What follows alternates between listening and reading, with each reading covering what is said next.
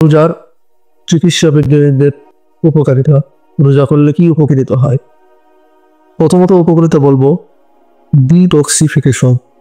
Detoxification শব্দটির অর্থ হলো শরীরে যে সমস্ত বিষাক্ত অপ্রয়োজনীয় পদার্থ অপসারণের প্রক্রিয়াকে বলা হয়।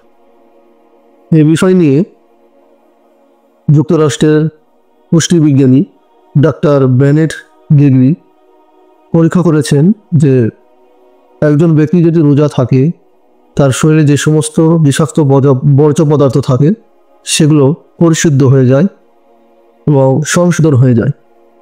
আর এই কাজগুলি পরিচালনা করে লিভার, কিডনি, ত্বক, তন্ত্র ইত্যাদি, এবং নতুনভাবে সে এক সজীব জীবন পেতে থাকে।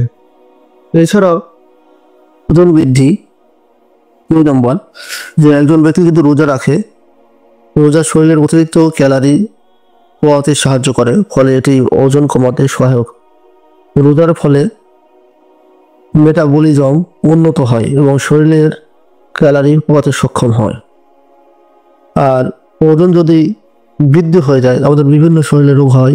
অতিরিক্ত ওজন বৃদ্ধি হওয়ার কারণে আমাদের হার্ট অ্যাটাক হতে পারে, কিডনি ড্যামেজ হয়ে যেতে পারে,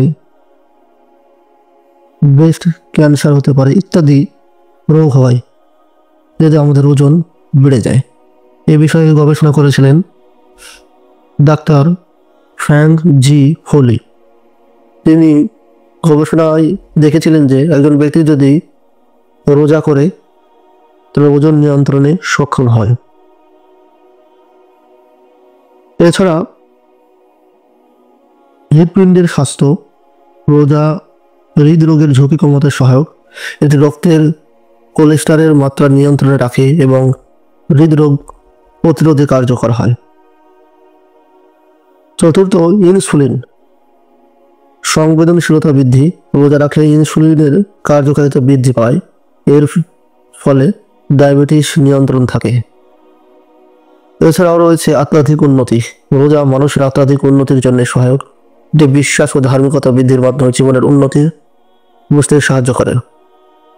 হজম শক্তি উন্নতি করে রোজা যদি আমরা সঠিকভাবে আদায় করি, খাবার দাবার সঠিকভাবে খাই, তাহলে রোজা হজম শক্তিকে প্রক্রিয়ার যে বিষয়টা রয়েছে সেটা উন্নত করে